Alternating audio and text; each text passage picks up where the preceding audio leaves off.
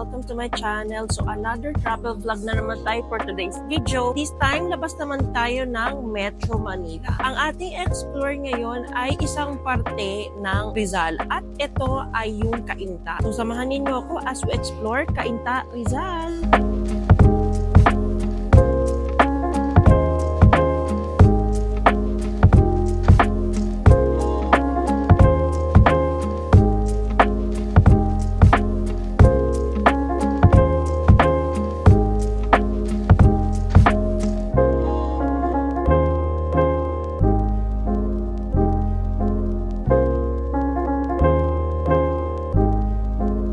Nandito ako sa Our Lady of Light Parish Church dito sa Cainta, Rizal. Ito yung pinakalumang simbahan sa Cainta, Rizal. Itong simbahan na ito ay ipinatayo ng mga Jesuits noong 1700s. Ang special sa simbahan na ito ay yung picture ni Our Lady of Light. Actually, si Our Lady of Light na picture doon sa retablo na nakita ninyo ay nanggaling pa sa Sicily, Italy. Although during the Philippine-American War, yung original na picture ni Our Lady of Light ay nasira o nasunog ng dahil sa gyera. Yung nakikita ninyong picture ni Our Lady of Light, ito ay ni-reconstruct o ni-repaint ni Fernando Amorsolo. Ang masasabi ko sa simbahan na ito ay maganda yung simbahan, very European vibes, lalo na yung ceiling.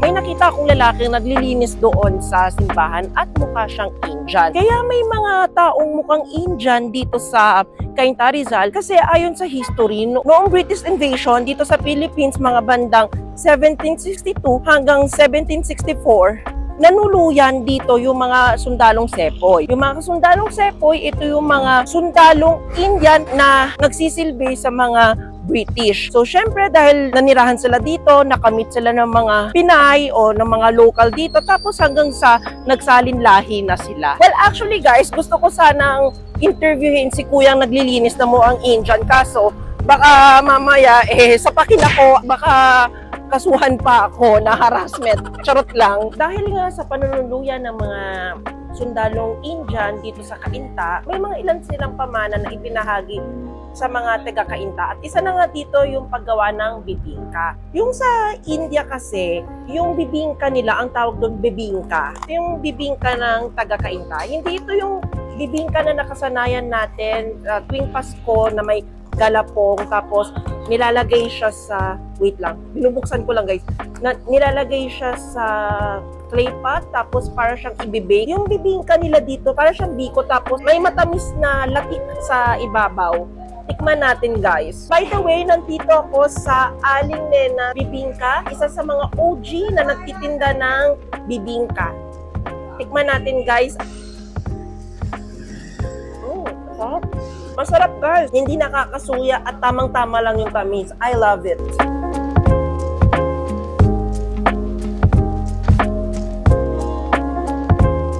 Isa pang kainan na matatagpuan dito sa Cainta ay ang lutong kusina bahay. Dito sa restaurant na to, mga ang siniserve nila ay mga lutong bahay na usually na siniserve sa mga bahay dito sa Pilipinas. At dahil nandito tayo sa parte ng Rizal, isa sa pagkain pinagmamalaki ng Rizal ay ang kanilang budbod. From the word budbod, ibig sabihin sa English ay to sprinkle. Yung budbod ay sinangag na kanin, tapos sa ibabaw ng sinangag na kanin, maglalagay ng topping. So, pwedeng chicken, pwedeng beef, pwedeng pork, pwedeng Shanghai. Depende sa toppings na gusto niyo. Hinihintay ko lang yung order ko, guys. Ang in-order ko sa kanila ay chicken budbod. In fairness, may libre silang sabaw. Tikman natin.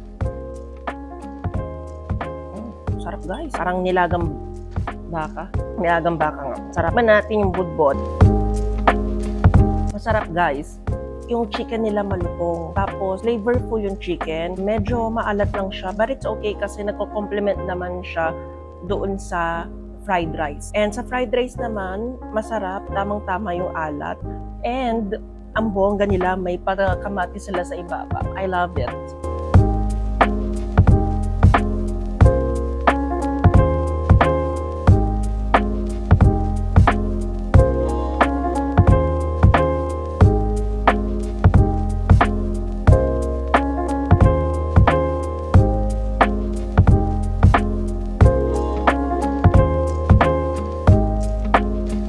Tumambay muna tayo dito sa Starbucks. Dito yan sa Sierra Valley Garden. By the way guys, may kakwento nga pala ako sa inyo tungkol sa Sierra Valley Garden.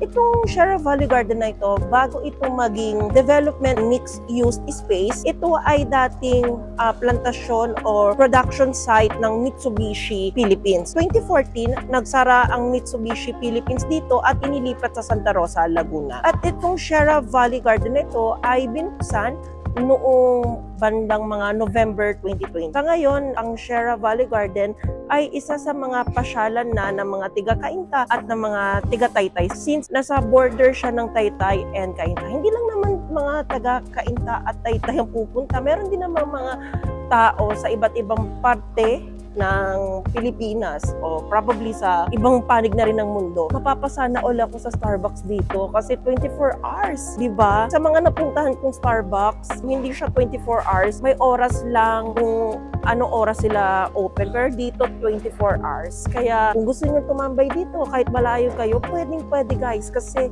bukas sila 24/7. Inom tayo guys! Papalamig tayo. In order ko nga pala is hibiscus tea with pomegranate. Favorite drink ko sa Starbucks. Sarap.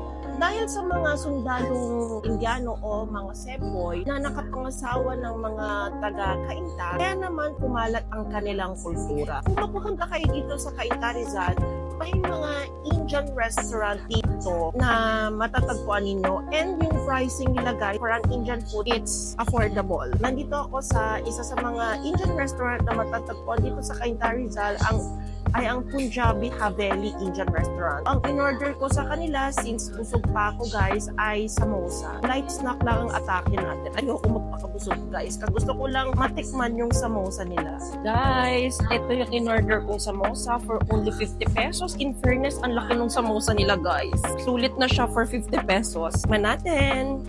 Wow. Look, hindi tinipid sa laman. Chutney.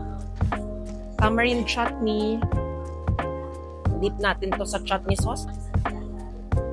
Ang sarap ng samosa nila guys. Tamang-tama yung alat. Gusto ko rin yung chutney sauce nila. Perfect siya guys. Malaman. Wala akong masabi. Ito na yata yung isa sa mga pinakamasarap at sulit na samosang natikman ko.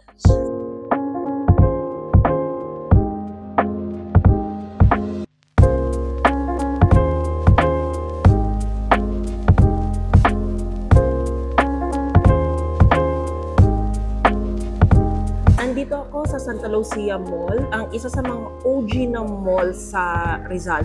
Well, actually, kung hindi ako nagkakamali, ito yata yung oldest mall sa buong Rizal. Well, actually, yung aesthetic ng Santa Lucia Mall, simula bata pa ako, hindi siya nagpalit. Although yung mga stores, syempre, may mga changes na rin.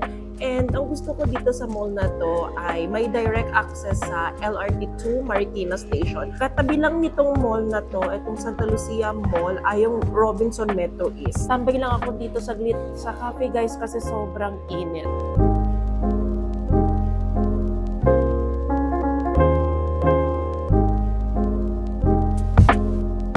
This ends our Cainta trip for today's video. Grabe guys, nag-enjoy ako sa aking trip sa Cainta Rizal. So sana kayo din makapunta rin kayo sa mga pinuntahan ko. So, alam nyo na guys, subscribe, like, and hit the notification bell para lagi kayong updated. And also follow my social media accounts. So yun lang guys, bye!